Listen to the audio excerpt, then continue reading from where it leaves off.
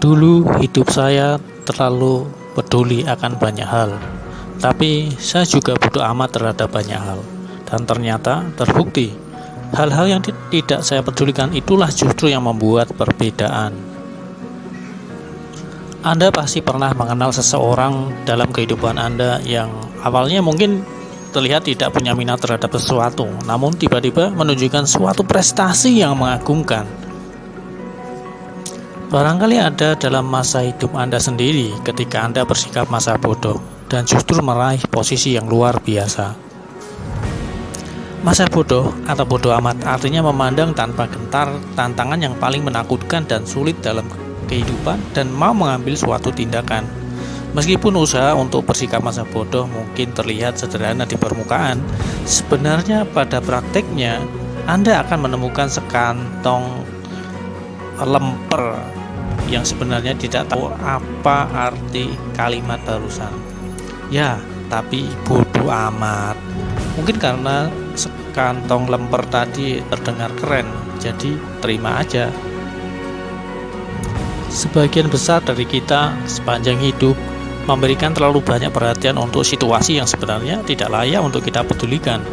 Kita terlalu gusar pada misalnya petugas pom bensin yang kasar, yang memberikan uang receh sebagai kembalian, atau karyawan Indomaret yang mengembalikan dengan kurang sopan.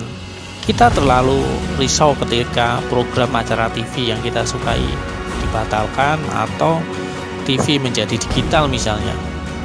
Kita jadi kesal karena mungkin keluarga kita atau rekan kerja kita tidak menanyakan liburan kita yang luar biasa. Sementara itu utang kita terlalu banyak, kucing kita membenci kita, dan mungkin teman kita atau saudara kita atau anak kita sedang nyabu di kamar mandi. Dan biar begitu, kita masih saja mempersoalkan tentang uang receh dan everybody love Netflix. Masa bodoh itu sebuah seni yang mungkin cukup luar biasa bagi saya. Dan meskipun konsep ini terdengar konyol dan mungkin Anda menganggap saya brengsek, apa yang akan saya katakan di sini menggarisbawahi bahwa betapa pentingnya belajar memfokuskan dan memprioritaskan pikiran kita secara efektif. Bagaimana memilih dengan teliti hal apa yang penting dan apa yang tidak penting untuk kita berdasarkan nilai kebutuhan kita yang terasa hingga tajam. Ini teramat sulit.